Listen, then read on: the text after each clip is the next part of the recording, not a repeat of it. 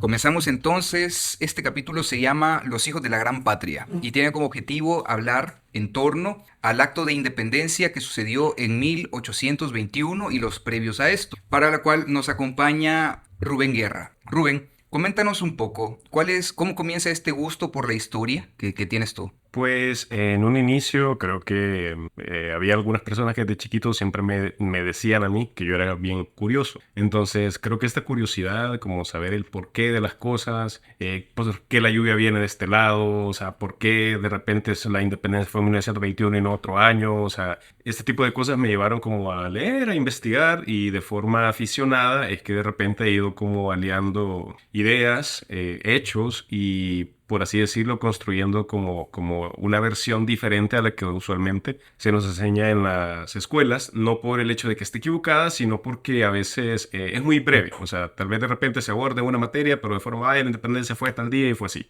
Entonces, hay mucho más detrás de eso, por ejemplo, y creo que es esta curiosidad lo que de repente me llevó a buscar como por qué se firmó en Guatemala, por qué la firmaron esta gente, por qué no hubo muchas mujeres involucradas. Entonces, es como la misma curiosidad que me llevó. Comprendo, comprendo. Sí, ¿verdad? Es que también, como dicen, la historia no existe ya, la historia ya pasó. Lo único que se puede hacer con ella es reconstruirla. Y quienes la construyen o quienes la escriben son quienes quedan, ¿no? Con los victoriosos, por así decirlo. Sí, y de hecho, solo para hacer aclaración, siempre hay que hacer una aclaración bastante necesaria, la diferencia entre historia e historiografía. La historia es lo que a huevo pasó, pero la historiografía es cómo se escribe que pasó. Porque de repente tal vez abordan nada más a una de las partes, o no sobrevivió mucha gente y por ende se perdió parte de lo que en serio pasó. Entonces, estas diferencias en la historia y la historiografía puede ser un vacío que nosotros como sociedad todavía tenemos. Y no Bueno, solo nosotros, sino muchas sociedades. por ahí, una de las cosas que siempre se dice sobre la sociedad salvadoreña es que somos una sociedad sin memoria histórica, que carecemos de memoria histórica. Entonces, eso es interesante porque pues, por ahí puede venir el hecho de que acá muchos eventos importantes se han quedado en el olvido a propósito. Muchísimo, muchísimo. Entonces, por eso he estado como a veces buscando información, preguntando, de repente llegando a un par de cosas que pueden ser un poquito tal vez fuera de lo común de lo que se nos enseña. Sí, también comprendo que tienes un proyecto en redes sociales en el que compartes pequeñas cápsulas, ¿no? Sí, de hecho, parte de bueno, he creado, como por así decirlo, algunas secciones. Yo estuve involucrado en el tema de la enseñanza del idioma náhuatl y como decía un amigo, el tema del náhuatl, si uno vive en El Salvador y habla español es como ver blanco y negro y si habla náhuatl es como ver a colores. ¿Por qué? Porque es bien, como decirlo, bien ilustrativo. O sea, todos los nombres de los lugares hacen sentido. O sea, digamos, a mí me dicen Atiquizaya y yo ya sé que ahí va a haber un río de agua caliente porque el nombre me lo está diciendo. Me lo dicen Aguachapán y yo ya sé que hay ausoles porque el nombre me dice que ahí es como un lugar donde abunda mucho el vapor, por ejemplo. Entonces,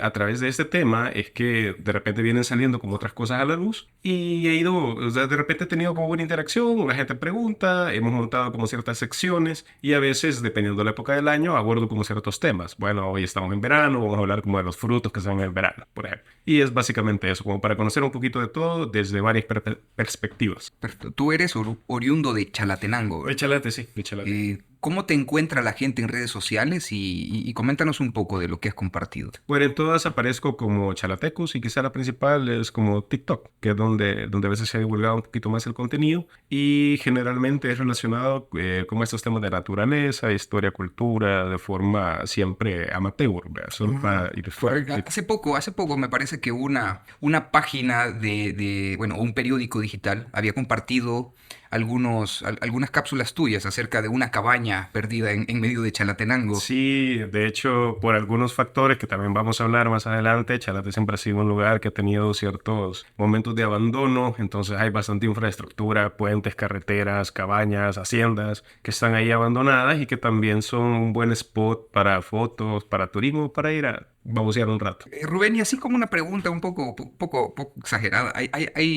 bueno, en otros países, en Estados Unidos, en algunos lugares de México, suele haber esto de que hay personas que se suelen perder o desaparecen mucho en estas zonas boscosas. ¿Sucede esto en Chalate? Al menos en Chalate no he escuchado mucho. Realmente, bueno, lamentablemente no tenemos como tanto bosque y el bosque que hay no es tan accesible a los turistas más que para los locales, pues y los locales conocen bien. Entonces, no es muy común que la No gente... es muy común. No. Ok. Respecto a Chalate, bueno, a mí me parece muy interesante, pero en términos de cultura, ¿qué tan significativo sería Chalate en comparación a otros lados? Porque en El Salvador, digamos que estamos acostumbrados a identificar como ciertos lugares Donde se escribió la historia, por así que, decirlo. que son muy significativos a nivel cultural, a nivel histórico. ¿Cómo tú describirías a Chalate en términos culturales e históricos? O sea, ¿es significativo y desde qué punto de vista? Desde el familiar, porque... o sea, Es curioso que digas Chalatenango y que lo que aporta... Sí, familia, ¿verdad? Hay rumores sobre el norte y Chalate. Chalate. Hay rumores, pero es que creo que quizás Chalate, a diferencia de tal vez algunas otras zonas del país, quizás de manera general, he visto algunos documentos donde dice que hubo una peste que acabó con la mayoría de población indígena y que por eso es que este territorio fue dado a familias españolas. Entonces, en Chalate es bien común que si, por ejemplo, vos vas a Nueva Concepción, o la gente es Lemus, o es Rodríguez, o es Pleites, o cualquiera de esos tres apellidos, porque casi que fueron las tres familias que se sentaron ahí. Lo mismo si vas a, por ejemplo, a Dulce Nombre María, y hay un montón de Melara, están los Moranes, y de hecho los nombres de los cantones suelen ser así, los Funes. Por apellido, ¿no? Sí, son como por apellido, ¿verdad? O sea, ¿cómo se llama? Los Alas, los Guardado, ahí en San Rafael igual, o sea, en la mayoría de lugares fueron como, por así decirlo, asentamientos familiares. Entonces es así como la composición de Chalate se fue dando. De ahí el rumor Esos rumores de primos. O quizás para hacer la aclaración, lo que suele suceder bastante es que a veces se casan entre familias, pero entre diferentes familias. Por ejemplo, pongo el caso de mi familia. Mi papá es Alvarado Zamora y todos los hermanos de mi abuela se casaron con los hermanos de mi abuelo. Entonces todos los primos de mi papá son Alvarado Zamora o Zamora Alvarado, porque se casaron entre... O sea, como que yo y mi hermana nos casáramos con una bicha y otro bicho que sean hermanos ahí. O sea, eso se daba bastante. Ok, y por ejemplo, no sé si eso tiene mucho que ver porque también hay una creencia, creo yo, no sé, en muchos lados del Salvador, de que en Chalate hay mucha gente blanca y de que la mayoría de gente blanca. No sé si vendrá de ahí también. Quizás yo creería que tal vez no la mayoría, pero sí en mayor porcentaje que en el resto del país. Hay otros lugares que por varias condiciones tuvieron mucha población indígena, entonces ellos tienen como su fenotipo bien marcado, ¿verdad? Entonces en Chalate también los hay, pero quizás en algunas de las regiones, en algunos de los pueblos se nota un poco más este perfil, por así decirlo, de piel blanca o de piel clara. La gente a veces idealiza que son cheles o azules y rubios, o sea, pero tampoco, o sea, es piel blanca y ya. Sí los hay, pero en quizás un poco porcentaje, como puede ser otras regiones del mundo, pues. Ok. Bueno, Rubén, también he querido hacerte esta pregunta desde hace rato. Y es que mucha gente siempre tiene, desde el momento que supe que íbamos a hacer este capítulo, tenía la curiosidad. ¿Cabañas existen? Es que realmente un lugar en El Salvador. Vamos a ir a averiguarlo porque al menos a veces cuando he acampado nosotros hacíamos algunos capopetas, algunos cerros de Chalate y curiosamente veías como todo el resto de El Salvador en la noche, pero donde se supone que estas cabañas realmente se ve bien oscuro, entonces nosotros decíamos, o sea, nos quedaba la duda, así que vamos a ir a hacer una exploración, porque no se suelen ver luces por esa zona. De ese lado, sí. Es que de pronto cuando estás en la universidad y de pronto ves a reunión de foráneos y todo eso, o sea, no ves bueno, solo conocía a una persona de Sensuntepeque. Yo creo que eso está muy arraigado en la gente capitalina, creo, ¿verdad? Sí. Creo que El Salvador se les hace más chiquito. Yo creo que por ahí van las cosas. Puede ser. Sí. Yo que te podría decir. Bueno, Rubén, entonces comencemos el tema sobre el acto de independencia. Entiendo que, bueno, Latinoamérica ha tenido diferentes procesos de independencia y sé que el primero que hubo fue Haití, el primer país que intentó comenzar y tuvo la independencia, y a diferencia de otros países fue la clase explotada la que realmente sacó adelante la independencia y sí la logró. Se emancipó de Francia, me parece. Casos diferentes también donde hubo guerra para poder tener su independencia, como en el Virreinato de la Plata, que es Chile, me parece que Perú y Argentina. También tenemos el caso del Virreinato de Nueva Granada, que estaba al norte de Sudamérica. Colombia, Venezuela y no recuerdo... Ecuador, me parece. Ecuador, sí. Y al norte, debajo de Estados Unidos, está el Virreinato de Nueva España, que es México y lo que hoy se conoce como Texas. Entonces, hay diferentes formas en las que comenzó la independencia. Pero Centroamérica, ¿qué fue lo que generó el ambiente que dio parte a la independencia? Quizás solo para contextualizar, yo me acuerdo que en algún momento de que yo estaba chiquito, en el Canal 2, pasé de la independencia y daban como un... Cápsulas.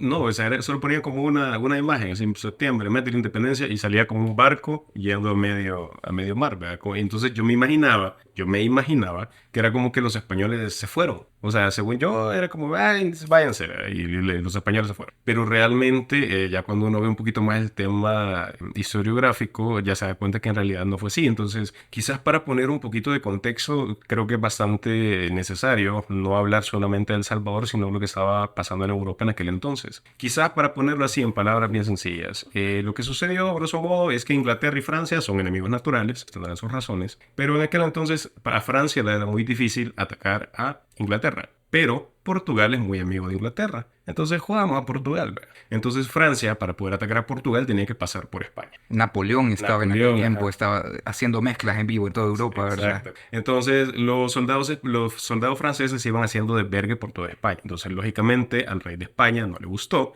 Y entonces acordaron ir a hablar allá en la frontera de Francia. Y cuando el rey español llega a Francia, le dicen, bueno, ¿sabe qué? Mire, usted está preso, en lo que nosotros atacamos por allá, grosso modo. Entonces, ¿qué es lo que esto desencadenó? Que en el reino de España algunos dijeran como, puta, nos quedamos sin rey. O sea, ¿qué pasó? Entonces, Un vacío. un vacío. Ajá. Entonces algunos dijeron, no, nosotros le vamos a seguir siendo fieles al rey, él está preso, pero va a salir en algún momento. Otros dijeron, puta, no, hagamos una junta, o sea, reunamos nosotros y guiemos el reino, porque si no todo se va a acabar. Y entonces vienen otros y dijeron, bueno, ni junta ni rey, yo hasta aquí llegué y muchas gracias, y vea cómo va.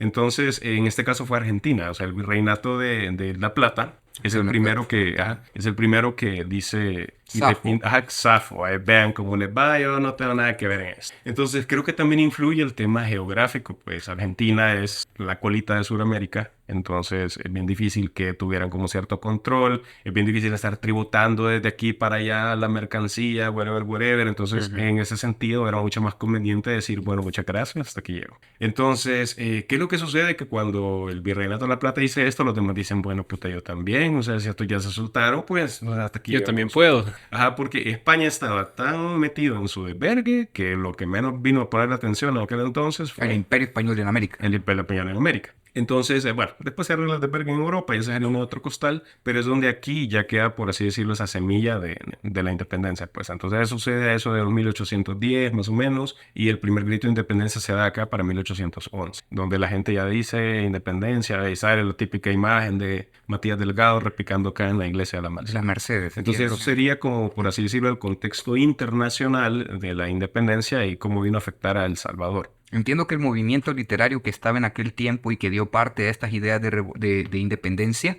es la Ilustración, el pensamiento francés que tenía como idea el centrarse en el hombre y que él fuera libre para poder... Sí, sí, ya viene, por así decirlo, como, bueno, después del medioevo, si nos vamos un poquito más atrás, que se viene acabando todo ese tema del Renacimiento, la Ilustración y whatever. Así, Entonces, antes de eso era la farsa divina, ¿verdad? Que tú nacías para algo y tenías que vivir toda tu vida para sí, eso. porque ajá, claro que había como muchos estereotipos, paradigmas sociales, entonces de repente, bueno, sobre todo con la Revolución Francesa, sí se da como un poco ese quiebre, ¿verdad? Estados Unidos ya se había independizado para este entonces ya había como, por así decirlo, cierta cambio en la visión social. O sea, la gente ya estaba, por así decirlo, en varios lugares del mundo un poco más despierta, quizás. Pero quizás ahí lo que me llama la atención y que sería interesante de analizar es que quizás en Latinoamérica no fue tanto el cambio o el cambio de percepción social porque nuestras sociedades como tal, y yo me gustaría contextualizar cómo eran en las sociedades en aquel momento, porque en realidad,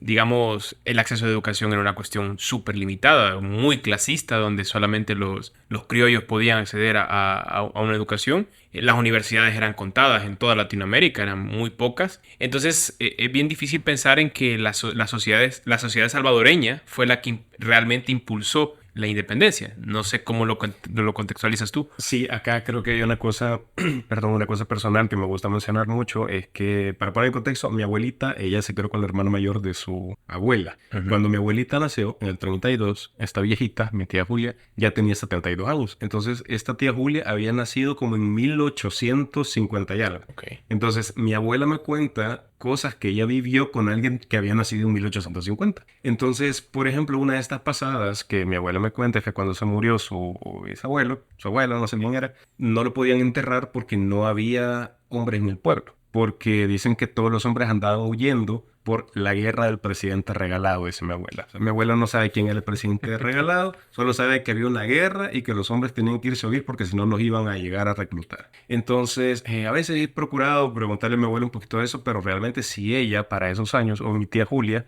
para esos años, o sea, no se daban cuenta del contexto en Chalate, que Chalate está relativamente cerca de San Salvador. Ujú. Ahora imaginémonos en el resto del país, en Metapán, en San Vicente, en todas las áreas rurales, si la gente de aquel entonces, todavía estamos hablando de 1880, que fue ese contexto de esa guerra, no estaba enterada, pues menos lo iba a estar para 1821. Rubén, solo ahí, porque hoy en día cuando nos imaginamos Chalatenango o ir a Chalatenango, nos imaginamos un gran viaje en carretera para poder La llegar, por troncal del ejemplo. Sí, norte. sí, correcto. Pero en aquel tiempo no estaba el embalse de Suchitlán y esto significa que había camino directo para Chalatenango. Sí, Sí, esto reducía el por tiempo. Suchitoto, ajá, por Suchitoto es donde me dicen de que se tiraba y que aún así el cruce en el río era bastante complicado, ¿verdad? Por el flujo que tiene. El EMPA. Ah, el del Correcto. EMPA. Sí, sí, sí. Entonces ahora digamos que es mucho más accesible, pero en aquel entonces sí lo era todavía más. Bueno, pero retomando la idea, entonces podríamos decir que en realidad el movimiento de independencia difícilmente se podría considerar que fue un movimiento social. Sí, definitivamente. O sea, tal vez sí fue un movimiento social, pero quizás más del Limitado, punto de vista tal vez. de una élite. Ah, O sea, porque correcto. tal vez la gente allá en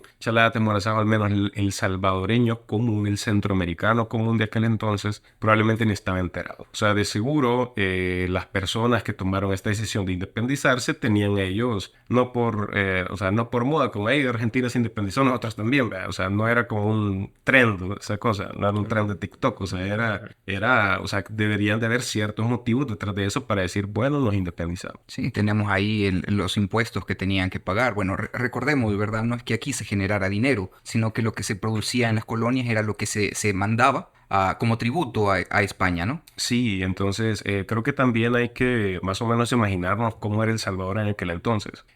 Para ese entonces todavía el añil era uno de los productos principales de exportación. Entonces, ¿qué es lo que sucede? Que el añil se daba en tierras calientes, en San Vicente, en Chalate, Sonsonate, en Zacatecoluca bastante también. Y el añil de acá era llevado a Guatemala y Guatemala era quien lo mercaba directamente con las metrópolis europeas. Por eso es que los chapines siempre tuvieron más conexión con la metrópoli que nosotros. Ahora bien, ¿cuál es el problema? ¿Han visto ustedes la película de Piratas del Caribe? Pues, o del Caribe estaba infestado de piratas. ¿Qué es lo que sucede? Que esos piratas impedían el comercio directo por la vía atlántica entre Centroamérica y en aquel entonces Cuba, que Cuba era casi que el puente, o sea, todos los barcos se juntaban en La Habana y ahí se iban en caravanas porque era más seguro para que no lo agarrara un corsario a medio mar y lo hundiera. Los corsarios, me parece que, si mal no recuerdo la historia, los corsarios eran piratas que tenían cierta conexión con la corona de Gran Bretaña, ¿no? Sí, En que inglés. eran ladrones a sueldo, básicamente. O sea, mira, te pago para que vayas a sentar aquel. O sea, por temas meramente políticos, al final de Claro. cuentas. Igual que hoy en día. Sí, No, sí, nada ha la cambiado. la cosa no es que haya cambiado. Sí, sí, sí, sí, sí. Ok. Entonces, lo que sucede en este caso es que, por así decirlo, Centroamérica era como una isla dentro del continente. ¿Por qué? Porque nosotros tenemos la selva Lacandona, la selva del Petén, que no nos deja comerciar directamente con esta parte de Yucatán, Cuba, whatever.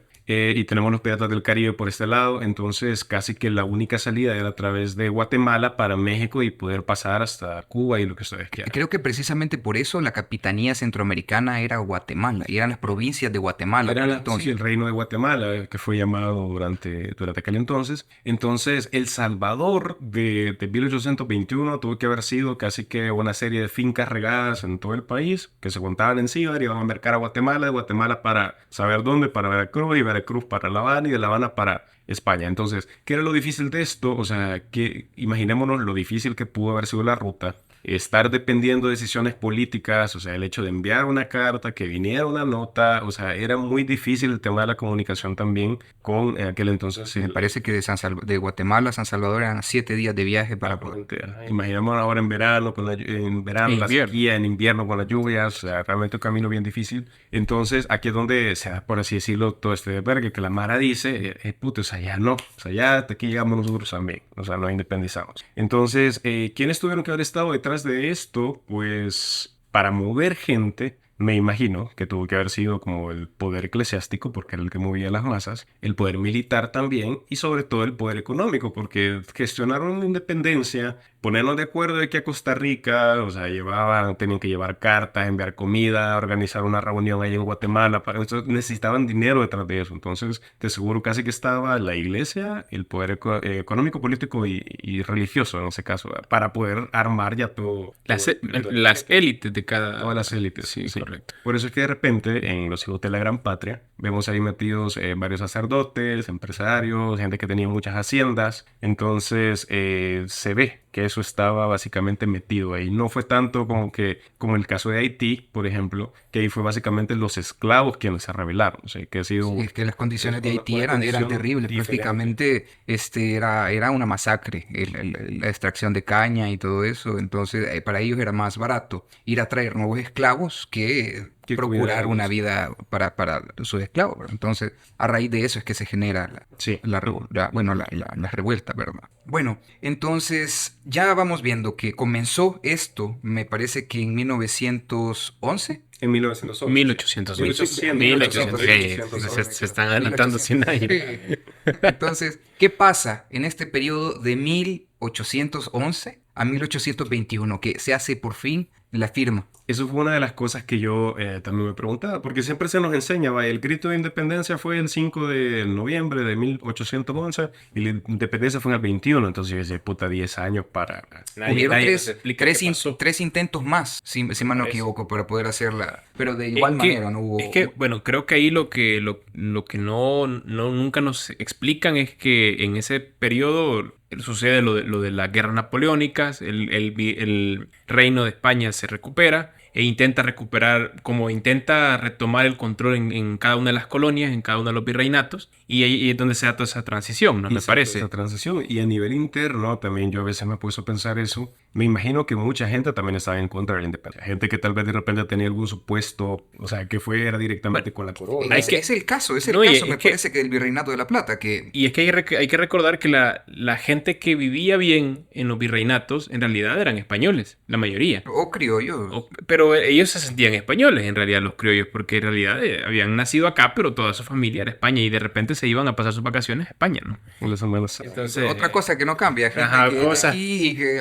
yo hablar muy bien de sí, El yo Salvador. yo tengo ese aspecto, pero en realidad soy español. Es tema de otro Sí, capítulo. lo vamos a hablar después. Entonces, bueno, lo que sucede básicamente es eso, que en esos 10 años, cabal, está todo bueno, España tratando de arreglar su desvergue, se dan cuenta del desvergue que tienen acá, pero mucha gente, y tal vez quizás acá es donde la historiografía no logra cubrir todo, pero me imagino, y esto ya realmente no tengo mucho conocimiento, que incluso tuvo que haber habido un montón de asesinatos de gente que quería, de gente que no quería, como, hey, este no quiere, entonces no lo quebramos, pero tal vez eso de repente quedó olvidado en la historia en el San Salvador de aquel entonces, ¿verdad? En esos 10 años. La historia oficial me parece que establece que en Guatemala, con el cambio de cierto encargado español para la región del reinado de Guatemala, por así llamarlo, al tener este cambio, las personas que estaban interesadas en independencia vieron una apertura para poder hacerlo. Entonces, a raíz de esto, se hace la convocatoria de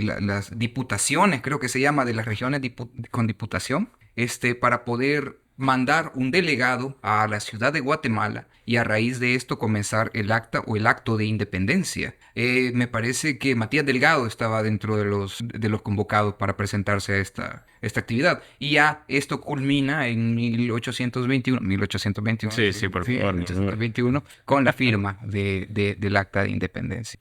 Pero como siempre decimos, ¿verdad? Es los vencedores y lo que quieren contar, lo que sobresale en la historia, lo que podemos encontrar en los libros de historia. Pero bueno, no podemos ir más allá, ¿no? Yo quizás ahí, no sé, Rubén, me gustaría que nos comentes desde tu perspectiva, Porque a mí algo que siempre me pareció muy curioso es el por qué El Salvador. Del por qué. Contextualicemos aquel momento, ¿no? Tenemos el virreinato de Guatemala. Pero ¿por qué El Salvador se independiza siendo tan pequeño? Y siempre me lo he preguntado, ¿por qué no somos una parte de Honduras o una parte más de Guatemala? Porque en realidad, si lo analizamos, al menos de mi perspectiva y analizándolo, ¿no? No tiene mucho sentido lógico el que se crease un país tan pequeño como el nuestro. Yo tengo una teoría. Yo también tengo alguna, pero me gustaría escuchar, Rubén, no sé tú si has investigado sobre esta parte. Y luego, bueno, El Salvador, si quieres tú, nos das tu teoría, pero... No, realmente no he investigado concretamente esto, pero creo que quizás al menos en ese sentido, yo creo que se lo atribuiría yo más a la geografía, por el hecho de que, bueno, El Salvador es el país más densamente poblado de América Latina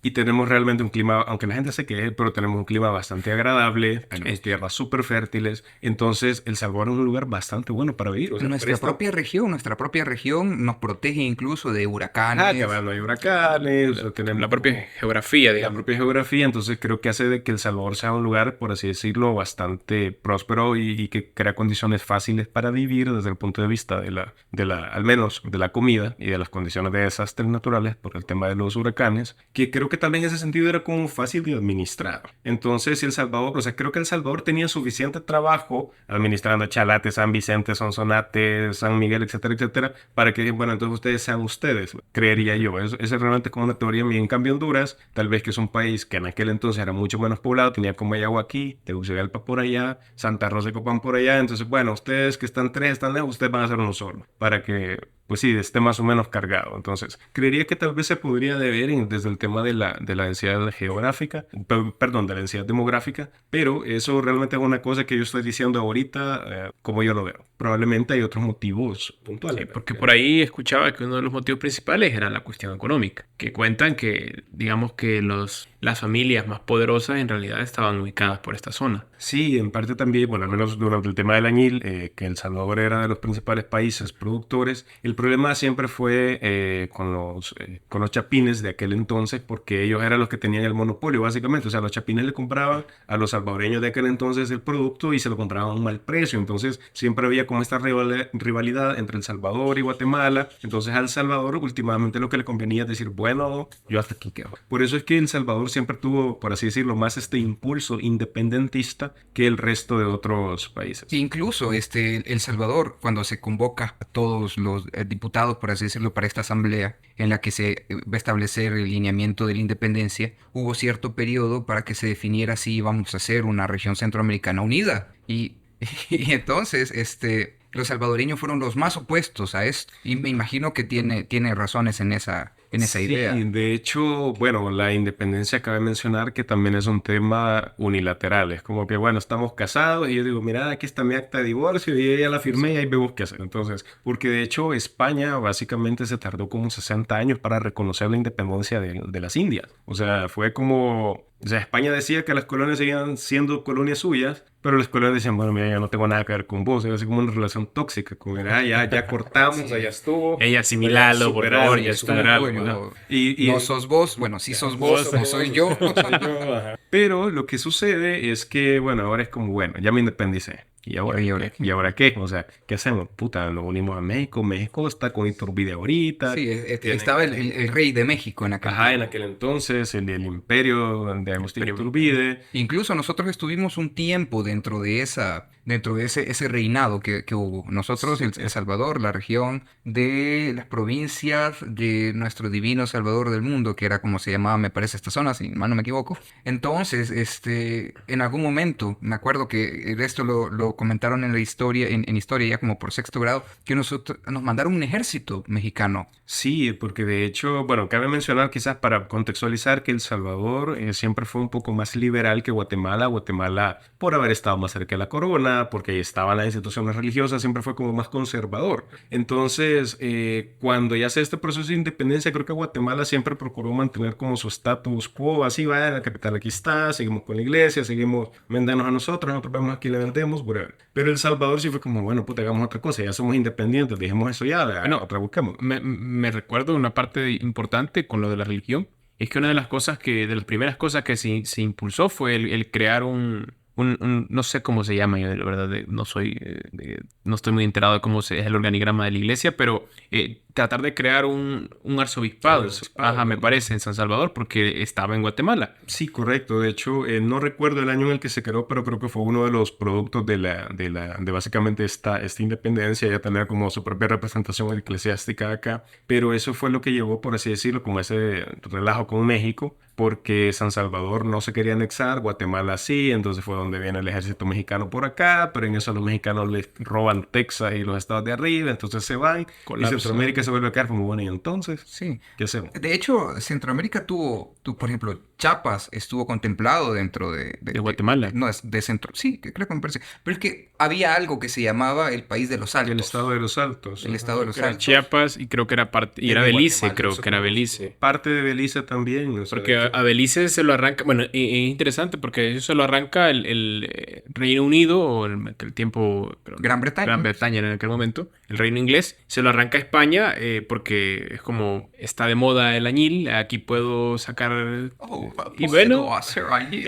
esta parte está desocupada, vea, bueno, pongo aquí una colonia y pongo un pequeño ejército por ahí y ya, es mío. sí, Y de así hecho, fue hasta 1990, me parece. sí, aproximadamente, y eso ya es como otro de verga entre Guatemala, Belice, Reino Unido, o sea, porque de hecho también, para aquel entonces las islas de Roatán, Útil y todas estas también les pertenecían a ellos, que se les conocía como la Honduras británica, decían. Entonces, o sea, realmente Centroamérica ha tenido como este montón de cambios a partir del proceso de independencia y realmente casi que nada es como lo conocemos, o sea, se ha distribuido, pues, se han creado nuevos centros económicos, nuevos centros políticos, como le comentaba, también El Salvador en aquel entonces tuvo una mentalidad mucho más liberal, cosa que tal vez de repente se puede ver un poco más ahora en día, mientras Guatemala es todavía un tanto más conservador en ciertos detalles. Siempre hay de ambos bandos en ambos lugares, pero tal vez de repente se pueden ver como algunas otras tendencias, principalmente para aquel entonces, ¿va? Porque El Salvador siempre, bueno, de hecho con el modelo que quería implementar de gobernanza de Francisco Morazán, él quería pasar la capital para San Salvador, porque era más conveniente, está más cerca de la playa y de que agarramos un barco más fácil para Costa Rica y Nicaragua, o sea, era más práctico en el sentido de la territorialidad. Pero a los chapines eso era darles en el orgullo también, como hombre, Siempre ha sido la capital todo el reino, como ir para San Salvador, o sea, es como... ¿Cómo vas a ir para San Salvador, vos? Entonces, no, o sea, hay como mucho recelo también por ese tema de la independencia. Recordemos que organizarse en aquel entonces para crear un nuevo país, a veces con poco conocimiento, o sea, realmente la gente tal vez velaba más por su interés que por el de toda la región. Porque en realidad, sí, porque si lo analizamos, pues, si nosotros hubiésemos mantenido la República Federal de Centroamérica, pues otra cosa sería, probablemente a nivel económico y a nivel social, Fuera muy distinto. fuera muy Fuera distinto y muy tal distinto. vez a nivel económico y político tal vez fuéramos un poco más desarrollados, siento yo, ¿no?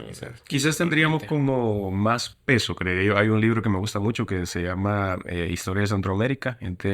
¿Cómo se llama Me acuerdo que se llama Pastor, pero no me acuerdo el apellido, es un autor hondureño. Pero él empieza el libro con una frase que a mí o sea, fue la que me enganchó desde el principio, que decía, Centroamérica es una nación dividida.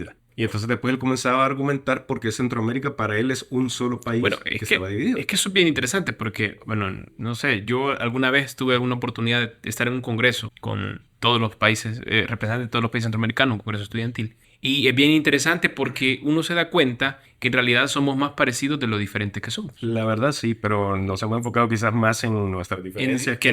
Porque si tú vas y, por ejemplo, hablas con una persona de Honduras, digamos, casi que tal vez no de la parte del Caribe, porque el Caribe sí es un poco diferente, pero de la parte más hacia acá, y te das cuenta que son muy pocas las diferencias, hasta en la forma en que hablamos exactamente igual. Con Guatemala tal vez un poco más, pero también las diferencias son poquísimas. Luego ves la comida con Nicaragua. Estamos hablando de que... Al menos los mismos ingredientes, pero una cosa... Es diferente. Sí, diferente, tiene diferencia, pero ¿sabes? si analizas, son más parecidas. Lo que me hizo ver una profesora que no era salvadoreña, bueno, ella era española, pero ella me dijo que en el mundo no hay ningún grupo de países que se parezcan tanto entre sí como los de Centroamérica.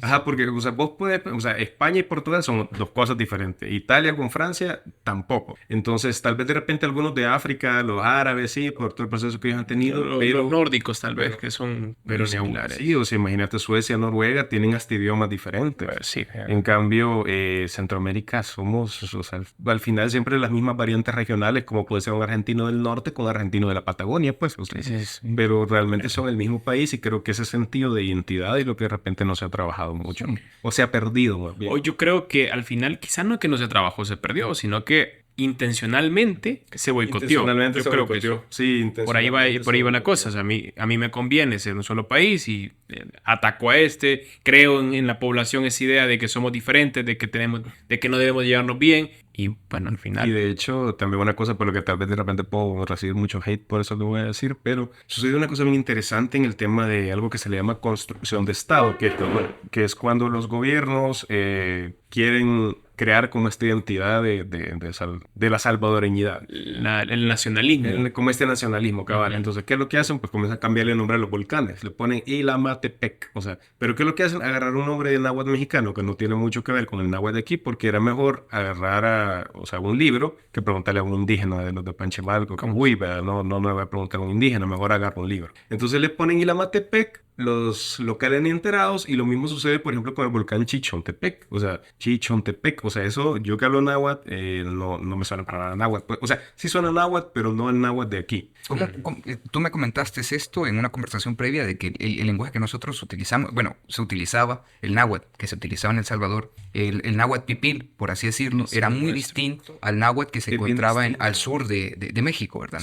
Sí, porque de hecho, quizás, bueno, el tema del náhuatl de acá es una cosa bien rara, porque en ningún lugar se hablaba, bueno, o se habla el náhuatl tan al sur como acá, es como una isla del náhuatl. O sea, las lenguas náhuatl generalmente están en el centro de México y eso no llegaba pero ni a Oaxaca. Pero por alguna razón, en El Salvador se hablaba náhuatl. Tal vez algún grupo migró y se quedaron por aquí y bueno, se quedaron en los Étnicamente podríamos decir que estamos más relacionados con los mexicanos que al menos De hecho, que- creo que la idiomas, sí, a capital, nivel de creo que la idiomas, sí. capital estaba, o sea, la capital de este imperio estaba al sur de México y tenía fuerte representación en Guatemala. Por eso es que tenemos Petén como uno de los centros más grandes de la región Es que en ruinas, ¿no? convergen como varias cuestiones culturales. Quizás solo para concluir este tema del náhuatl, lo que sucede es que el náhuatl de acá es diferente del náhuatl mexicano, como lo es el italiano del español. del español. O sea, porque yo puedo decir, yo andro a la casa de la mi mamá y me lo van a entender todos. Pero es un idioma diferente. O sea, ya yo puedo decir, por ejemplo, que sé otra cosa en italiano que no se va a entender. Pero de repente sí hay algunas cosas en las que convergen. Ahora bien, ¿cuál es la diferencia? Que el náhuatl de México ocupa la O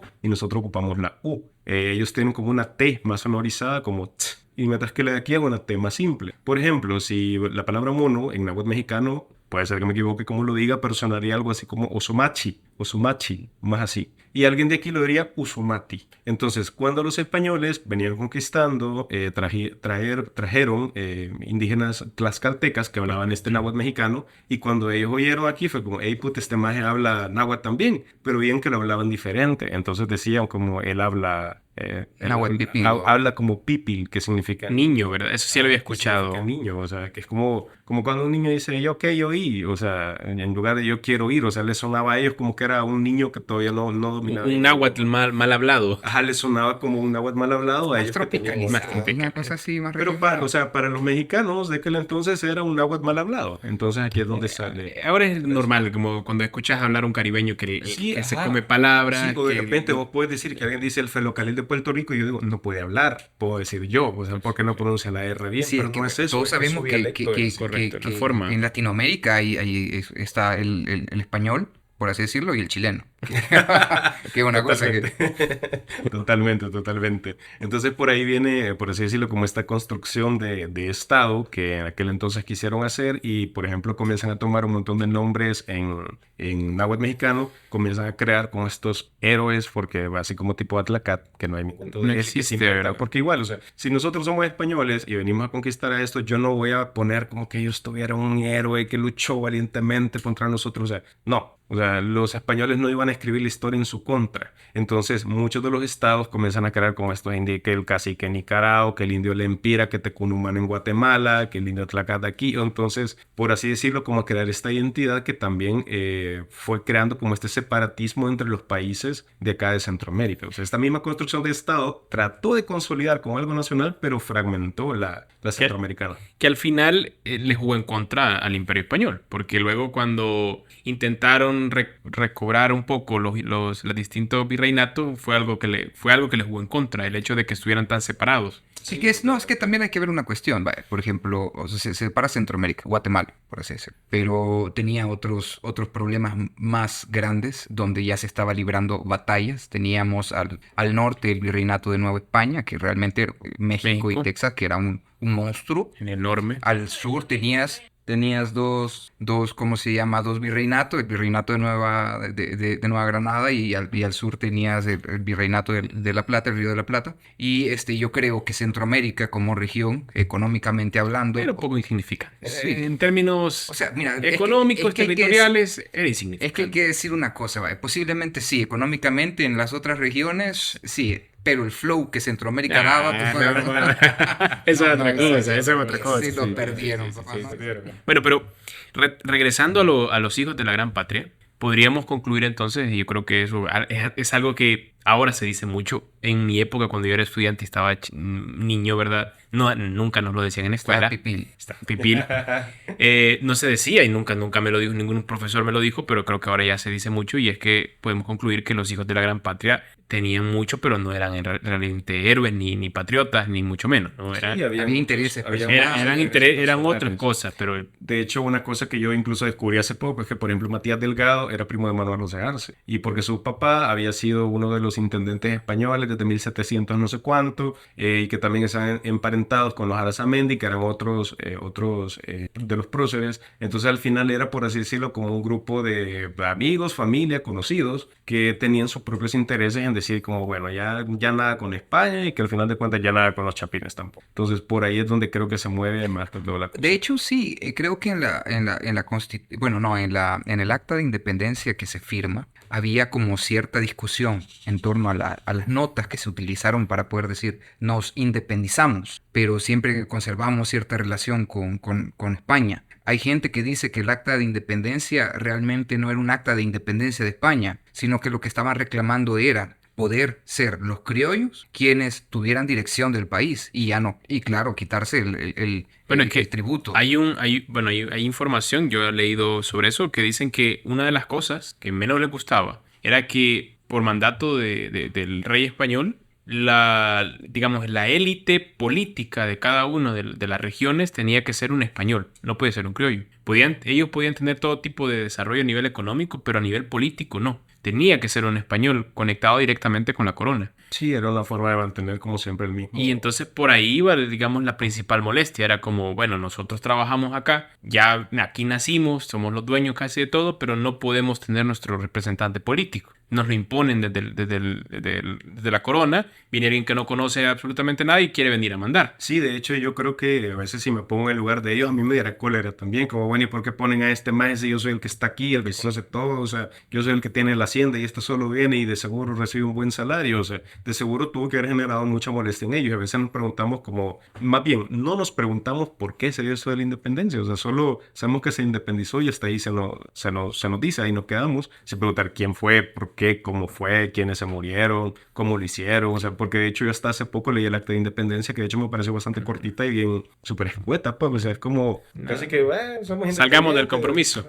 Sí, o sea, una cosa como bastante sencilla. Vaya, y la pregunta, Rubén, se me ocurre, ¿habría que celebrar entonces la independencia? ¿O en qué contexto sería adecuado celebrarlo? Porque, bueno, no sé, como salvadoreño común, que mi familia no estuvo firmante ahí, que no tuvo ningún interés, pero... Es que, vaya, si nos vamos desde el hecho de que el acto de independencia fue como cambiar de dueño el país, por así decirlo, creo que es un acto histórico que nos vincula con un movimiento latinoamericano de independencia. Nos da identidad, si creo yo, bien, correcto, si bien tal vez no habrá sido las personas virtuosas que dice la historia que fue, porque es necesario de pequeño sentir que hubieron padres de la patria, como nos lo narra la historia, que estaban dispuestos a dar la vida para poder garantizar la independencia, que claro, sucedió en otros países, pero de igual manera había intereses, ¿ya? Siempre hay en todo movimiento intereses, ¿ya? Entonces, aquí viene la pregunta, si nosotros no nos hubiéramos,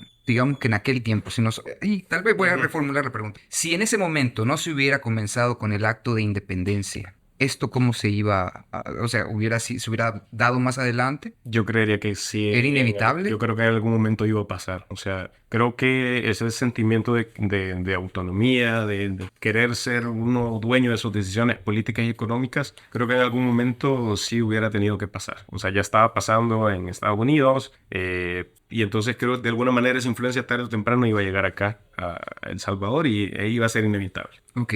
Y bueno, así como para poder hacer un poco de distracción respecto al tema, imagínate que de pronto Napoleón decide prestarle más atención a España y a través de esto dice, Las del Indias. Imperio Español, dice, bueno, tal vez no, tal vez Rusia está bien así como está, creo que no voy a ir a Rusia a probar suerte y mejor me quedo aquí en España. Y veamos qué sucede con el Imperio Español, que bueno, ya se lo di a mi hermano, José Bonaparte. Entonces, digamos que de alguna manera no hubiera habido independencia y nos hubiéramos independizado hasta estos días. ¿Quiénes hubiera firmado? ¿Qué tipo de personas hubiera firmado el acta de independencia? Vuelvo a lo mismo, creería que tal vez sería siempre una parte como elitista, sea como sea. Tal vez creería que en este contexto la iglesia no estaría tan involucrada, pero definitivamente sí lo económico. O sea, yo creo que por ahí predominaría. O sea, generalmente sería gente a la que le interesaría no estar dependiendo de por allá para tener cierta libertad, hacer más negocios, poner mis propios horarios laborales, whatever.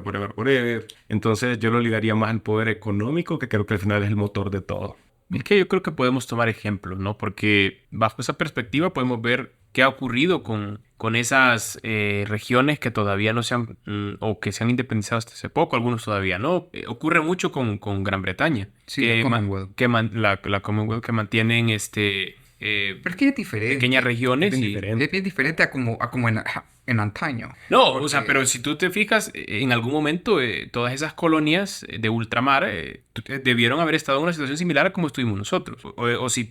O intentamos contextualizar y comparamos cómo estaban ellos en 1800 y cómo estaban las colonias españolas, seguramente era muy similar, tuvo que haber sido muy similar. Y si ves cómo se han desarrollado nosotros de manera independiente y ellos siempre dependiendo de la corona inglesa, pues yo creería que de manera similar tendríamos que haber llegado nosotros. Pero es que fíjate que creo que hay una cosa bien diferente entre las colonias españolas y las británicas, según veíamos nosotros también cuando llevábamos historia.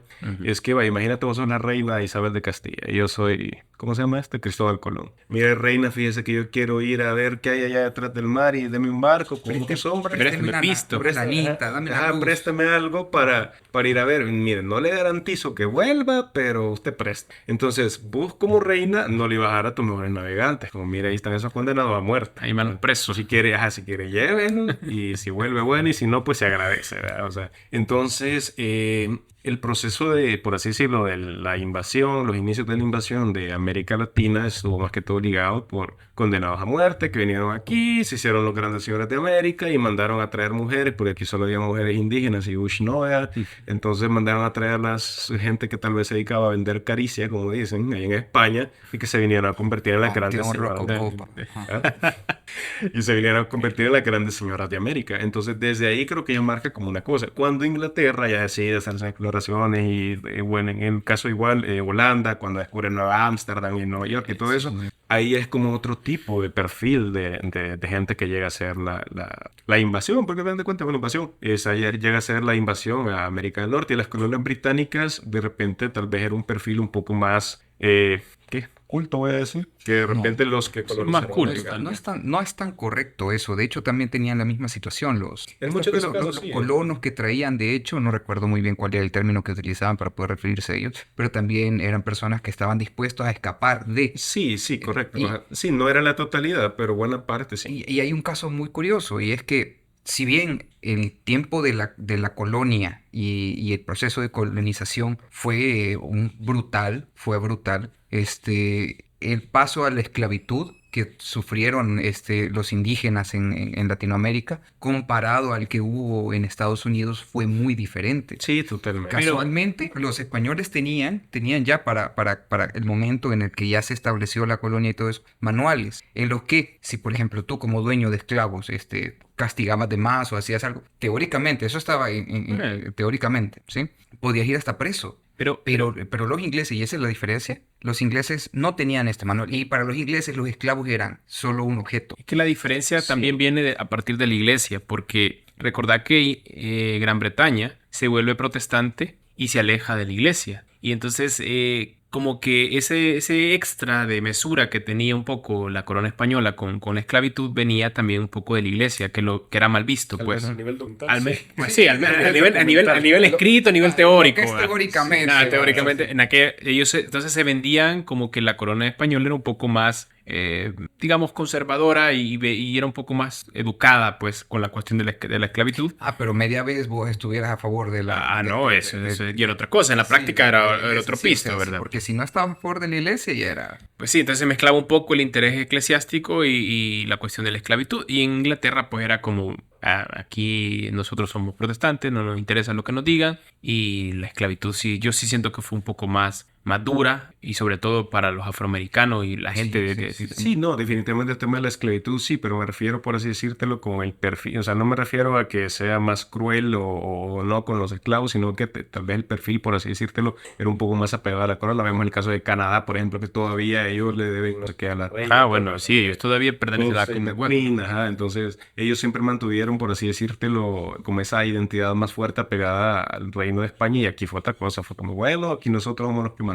Sí, y se ve también un poco en la mezcla que hubo entre españoles y indígenas, y cómo se fue perdiendo, digamos, esa etnia pura que en Estados Unidos aún ahora la defienden, ¿verdad? Por el ultranacionalismo y los radicales y toda esa cuestión o los supremacistas blancos. Ahí hay bastante que cortar. De hecho, fíjate que no fue tan, o sea, sí, es cierto, había como mestizaje, pero teníamos un sistema de castas en Latinoamérica que me parece, si no me equivoco, llegaba hasta 14 castas en función de quiénes eran tus padres. Ya, entonces ahí sí, y eso ya te determinaba hasta dónde ibas a poder llegar en la sociedad, ¿ya? Que si eras sambo, que si eras crollo, que si eras ladino, que si era... Y había 14 castas en las que podías estar, y eso ya te determinaba hasta dónde podías llegar socialmente. Y entonces a veces es donde nosotros vemos la independencia quizás solo como un hecho aislado, pero realmente hay ideas religiosas, ideas políticas, intereses económicos detrás de todo eso. De repente pensamos que fue una cosa que lo hicieron nada más aquí en el centro de San Salvador de repicar, pero o sea, detrás de eso hay un contexto que está metido Napoleón Bonaparte, el reino de no sé dónde. Es muy amplio. Y sabes qué, fíjate que ahora haciendo una reflexión respecto a esto de las castas, algo que se defendía bastante en el movimiento latinoamericano independentista era la igualdad. Criollos. En papel. Sí, es correcto, pero por lo menos que existiera un papel que dijera esto daba pie a comenzar otras luchas, como por ejemplo el caso en Estados Unidos cuando sí, ya, igualdad. Bueno, pero había que luchar contra.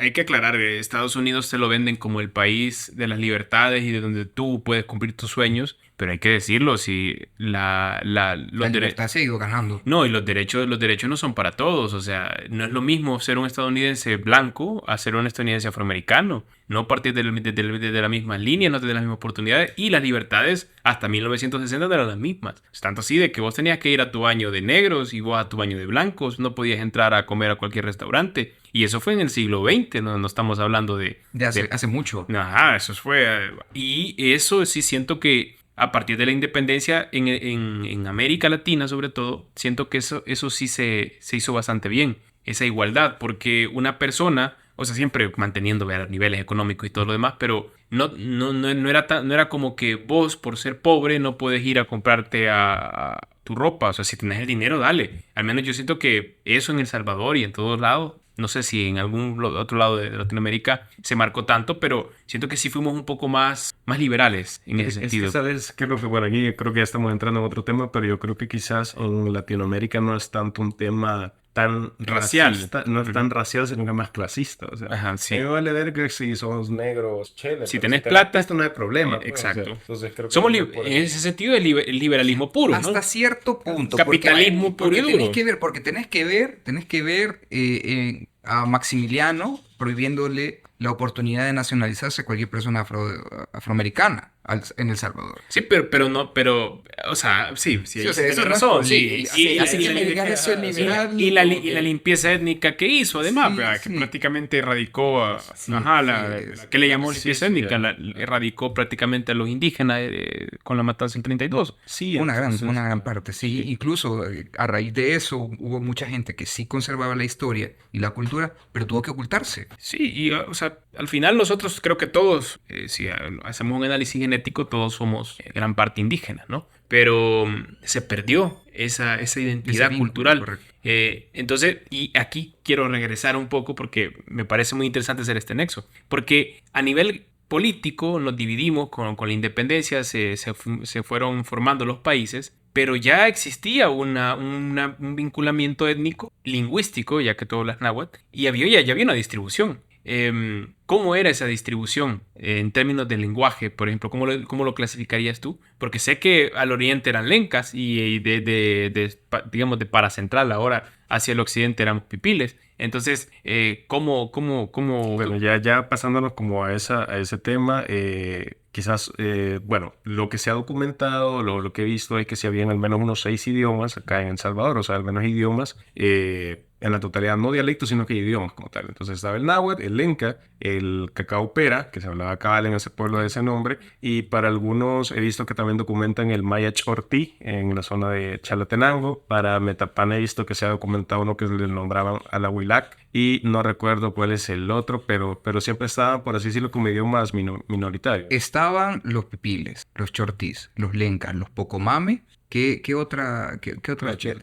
¿Cacaoperas? cooperas? Ujú. Sí, pero 6 al menos. realmente, bueno, y acá realmente no me he metido tanto como a tan de lleno para estudiar el tema, pero a veces sí me genera de repente ciertas dudas. No digo que sea falso, sino que a mí de repente me generan dudas estas supuestas presencias de etnias o cosas así, porque a veces son bien, por ejemplo, el Pocomam creo que se documenta también como por el centro de Guatemala y de repente que haya como un puchito por aquí ya se me hace como raro, pues, o sea, recordemos que en aquel entonces, tal vez la gente oía que vos hablabas en un idioma raro y decía, ah, puta, eso es mío del Pocobamba, y tal vez no era eso. Entonces, No, pero, ¿sabes qué? Porque me recuerda mucho a las divisiones que se hacen en todo, a los imperios, y que se hacen sobre una mesa, como acá. Vaya, tenemos una región. Salvador, agarra San Salvador. ajá, y te voy a poner, aquí va tu línea. Este es tuyo, Rubén. Porque, por ejemplo, con África se hicieron, literalmente, con regla y lápiz. Vaya, esto para acá es tuyo. Y no se respeta en absoluto las divisiones que ya existen étnicas y de lenguaje. sí. Pasa mucho en Medio Oriente, que allá pues hay como unas etnias bien establecidas y se dividieron y por eso el gran desorden, porque ellos, aunque los han dividido, no se identifican y saben que son una etnia, un pueblo. Me pareciera que aquí pasó algo similar. O sea, que aquí, por ejemplo, el Enca no sabría yo hasta dónde llegaba, pero No, el Inca principalmente tiene participación en Honduras, ¿verdad? me parece que llegó a Sí, Honduras. bueno, Incluso sí, hasta Nicaragua, me parece que llegaba hasta la zona de Nicaragua. Se hablaba esto. Entonces, era interesante ver o me parece interesante pensar en cómo era antes de la colonia la distribución ya étnica y política que existía. Sí, es que tal vez en aquel entonces no había como una distribución tan fija, o sea, porque de repente No habían fronteras. no había como fronteras, porque mira, hay una cosa que a mí sí me saca de onda, es que por ejemplo en mi pueblo hay un cerro que se llama Carranchagua. ¿Por qué se llama Carranchagua? No sé, pero ese nombre está emparentado con las lenguas de Matagalpa. Decime, ¿qué tiene que ver? O sea, ¿qué tiene que ver una lengua de Matagalpa en Nicaragua que de repente hay un cerro que tenga un nombre así en Chalate? Bueno, entonces de repente no habían como una frontera definida o no sé, tal vez alguien iba a pasar mira, se llama así, Carranchagua. y le quedó así, o sea, no necesariamente implica tal vez un asentamiento ahí, pero las fronteras realmente no eran ese concepto como lo conocemos ahora, ¿verdad? Ok. Bueno, ya que estamos hablando acerca sobre estas etnias, me gustaría saber, aparte a partir del acto de independencia, ¿hubo algún cambio significativo en torno a cómo se iba a trabajar o cómo iba a ser digamos que la distribución de poder, cómo se iba a ver socialmente? Ya se dice que todos somos iguales, pero tiempo después viene Gerardo Barrios, trae el café Tiempo después se da la ley de los ejidos en la que se le retira las tierras comunales a los indígenas. Tiempo después llega la ley antivagancia y aquí ya comienza como otro periodo de esclavitud, una hoja negra en la historia salvadoreña relacionada al progreso. Pero ¿estaba el acto de independencia detrás de esto? ¿Era algo que se buscaba? Pues es que realmente a partir de la independencia de El Salvador fue como un gran desvergue, o sea, porque el tema que si nos anexamos a México, nos anexamos a Guatemala, el tema que de repente ya las redes, las rutas comerciales ya casi que desaparecen, caen los precios del añil, entonces comienzan a sembrar el café se da en la tierra fresca, el añil se da en lo caliente, entonces antes lo del poder económico estaba en las tierras calientes, ahora que el café es al revés y los valles ya quedan valiendo chonga. Cambia el poder Entonces económico. realmente cambia todo, o sea, porque por ejemplo San Vicente, San Miguel, Chalate, Zacate eran de las ciudades más prósperas durante el Imperio del Añil, pero en el tema del café se murieron, o sea, Y todo el valieron poder chonga. pasa a Occidente. Y todo el poder pasa a Santa Ana, Chachapa, Guachapán, las zonas montañosas. Entonces, básicamente la configuración política y se le dio vuelta la tortilla. Pues, al final de cuentas, por eso es que hacen como todas estas reformas que le quitan las tierras a los indígenas y se sabe todo lo que pasó con el de Chonga del 32, pero siempre correspondiendo como a intereses económicos. Pero de repente lo que a mí me servía, que eran las tierras calientes, hoy ya no me sirven porque ya no necesito añil, necesito café. Entonces tengo que darle vuelta a todo el país. O sea, y eso afecta otro montón de cosas, porque por ejemplo, acá en El Salvador se da mucho la vegetación caducifolia, que es la que en verano bota las hojas. ¿Por qué? Porque un árbol para sobrevivir necesita muchísima agua, en verano no hay agua, entonces bota las hojas para guardar el agua en su interior. ¿Qué es lo que sucede? Que esos árboles no sirven para proteger el café, porque el café necesita sombra. Sombra. ¿Qué es lo que hacen? Volarse el montón de palos y traer árboles de Vietnam, de la India, de donde sea, que son árboles que mantienen follaje verde todo el año. Al cambiar todas las, por ejemplo, bueno, pongo el caso mío, porque vaya en Chalate yo conozco todos los palos que hay, el calzonte, el willy-wishte, el tihuilote, y si te fijas casi todos tienen nombres en náhuatl. Por alguna extraña razón me imaginé que oiga dónde queda cada uno de los palos. Sí, vale, mira, o sea, pero no es para, o sea, el conacaste, willy La base de el datos. tomate, o sea, todo eso, yo aquí en El Salvador no lo veo, o sea, yo me llevas aquí al cafetalón, al volcán, yo no conozco ningún árbol, o sea, porque no es de mi entorno y en parte porque muchos de esos árboles se acabaron para el tiempo del café, entonces al quitar la flora nativa, matas también a la fauna, entonces básicamente cambias la configuración del país por temas económicos, o sea, a nivel biológico, Una o sea, terraformación prácticamente, porque también hacer el cambio de árboles puede generar, digamos, un cambio total de ecosistema y el cambio de ecosistema ya genera hasta microclimas diferentes. microclimas diferentes. Y en realidad El Salvador creo que es uno de esos casos raros, como lo comparas con los demás países de Centroamérica, porque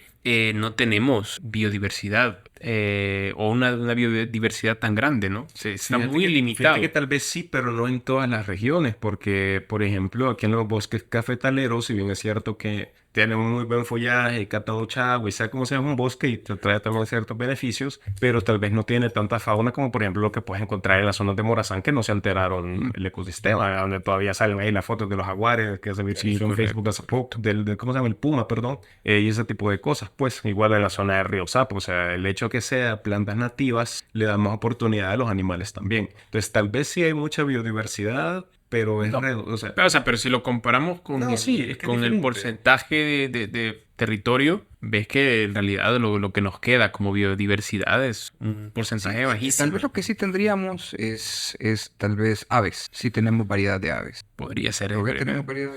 sí, no, o sea, Yo aquí Sí, dice.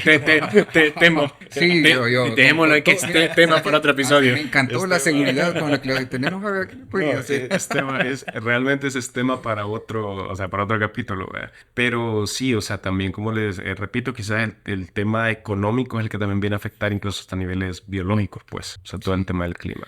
Todo se mueve por la economía aquí. Bueno, entonces, quizás para ir terminando ya el tema del acto de independencia, habría que decir lo siguiente: era necesario. Ese iba a dar tarde o temprano. Sí, se iba a dar tarde o temprano. O sea, realmente yo creo que ese Inevitable. sentimiento, o sea, yo creo que ese sentimiento de autonomía es algo natural del humano. A nadie le gusta, bueno, tal vez sí, pero en otras situaciones.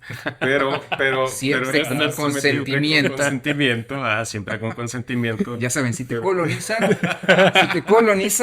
Con que sea con consentimiento. Entonces, creo que ese sentimiento de de autonomía, o sea, es natural del humano y en algún momento iba a pasar como ha pasado casi que en todo el mundo, ¿verdad? Sí, total. Y bueno, el siguiente punto que también tendríamos que ir diciendo que no son quizás las personas más virtuosas como las describe la historia. Tenían No son intereses, héroes, creo sí. yo. El término de héroe tal vez no Sí, es demasiado es que héroe ya quizás es una descripción excesivo, diría yo, más romántica. Ajá. Sí. Romántico, sí. En Latinoamérica sí hubieron, digamos que historias románticas, Bolívar como por podría ser. ejemplo, El caso de de Bolívar. alguna manera. También tenés el poema de San Martín, que es lo que desencadenó digamos que el proceso de independencia cubano, me parece, ¿verdad? Y pues, sí hay, creo yo, historias que están relacionadas a un amor al pueblo, pero yo no me atrevería a decir que no es el caso de El Salvador. Yo digo, El Salvador sí hay una mezcla de intereses, pero dentro de todo movimiento siempre hay personas interesadas y también hay personas que sí le tienen Sí. interés genuino a la causa. Y en ese sentido, yo creo que sí, habría que decir que no hablamos de héroes, hablamos de salvadoreños que les tocó vivir un momento crucial en la historia del país y que para bien o para mal estuvieron ahí, lo hicieron. Tal vez si en otra región, una región de la cual nosotros dependemos, que ya pudiera haber sido México o tal vez Guatemala, la cosa hubiera sido diferente. Tal vez aquí los que estaban al frente de este movimiento hubieran decidido otras cosas, pero para bien o para mal, así fue. Nos independizamos y comenzamos con nuestra pequeña patria. Sí. Yo creo que para ir cerrando la consulta que te decía, si había que celebrar, yo creo que sí hay que celebrar porque es una fecha y un acto que nos define como salvadoreños y eso hay que celebrarlo. Tal vez no con el objetivo como nos lo han vendido, creo que a todos en nuestro sistema educativo, explican de una forma un poco más romántica o lo llevan lo llevan a un nivel que tal vez no fue. Pero sí, yo creería, no sé qué opina Rubén, pero sí hay que celebrar esas fechas porque al final nos define como lo que somos, como salvadoreños. Sí, tendría que Usted celebrar y conmemorar y en el hecho también de pensar, ¿verdad? O sea, ¿qué hay detrás de todo esto? ¿Qué papel estoy jugando yo dentro de este nuevo El Salvador que viene desde hace 200 años queriéndose formar? Y también para reflexionar qué acciones... 222 años. ¿De cuánto más? Sí, sí, Eso sí, sí, desde 2023.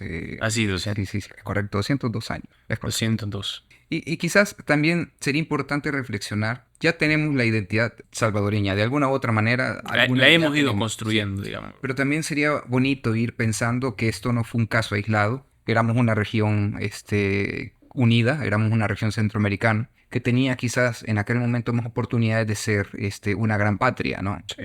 Y en ese sentido, también me gustaría que los que nos están escuchando tal vez reflexionáramos un poco respecto a la identidad centroamericana, lo que nosotros compartimos con los hondureños, porque de pronto hay salvadoreños que tienen cierto rencor con los hondureños, tenemos Honduras, que también tiene ciertos rencores con nosotros tenemos rencores con los mexicanos por razones que realmente ni sentido, pero somos tan parecidos los mexicanos con los salvadoreños, los guatemaltecos, los nicaragüenses, toda Centroamérica, toda Latinoamérica tenemos cosas muy parecidas, tenemos una identidad. Yo creo que en Centroamérica y México creo que tenemos más similitudes que diferencias. Yo siempre lo he creído y es algo que sí debemos de pensarlo, analizarlo y que debería de fomentarse, creo yo. Sí, totalmente.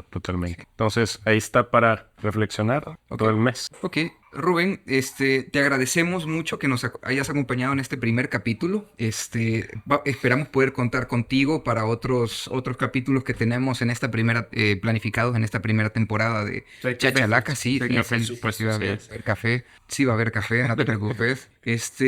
Pero vuelvo a decirlo.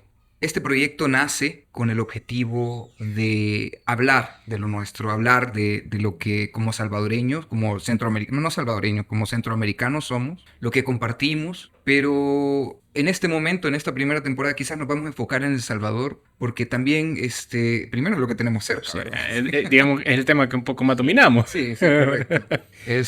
Pero también, es que no hay mucho. No hay mucho en redes, no hay mucho Es que El de lo que Salvador, se produzca. El Salvador tiene el mal, y yo lo repito, de falta de memoria histórica. Entonces nos falta conocernos a nosotros mismos. No nos gusta, no sé por qué razón, yo creo que es una cuestión cultural que nos han inculcado, pero por alguna razón no nos gusta investigar sobre nuestra historia. es como, así se dio, ya estuvo. Yo ahora sigo con mi vida y me dedico a otras cosas, pero pues sí, por eso también es que nos falta identidad, porque no nos gusta investigar qué pasó, dónde estamos, de dónde venimos. Sí, sí, hay muchas cosas que vamos a hablar en este podcast interesante. Casi que hay tarea. Sí, hay tarea. bastante. Hubo, digamos que tuvimos hambrunas en El Salvador, que son temas de los cuales casi no se habla o se ha escrito. Tenemos, digamos que regiones que tuvieron historias muy bonitas o historias que se fueron perdiendo con el tiempo. Como por ejemplo Oriente, que es la zona oriental de El Salvador, tiene historias que podríamos decir que hay épocas donde no hay mucha documentación al respecto. Entonces, ahí está. Rubén, te agradecemos de verdad. Gracias. por habernos No, a acompañado. ustedes por invitar. Sí, bueno. Y recuerda, si te vas a dejar colonizar, que sea con tu consentimiento.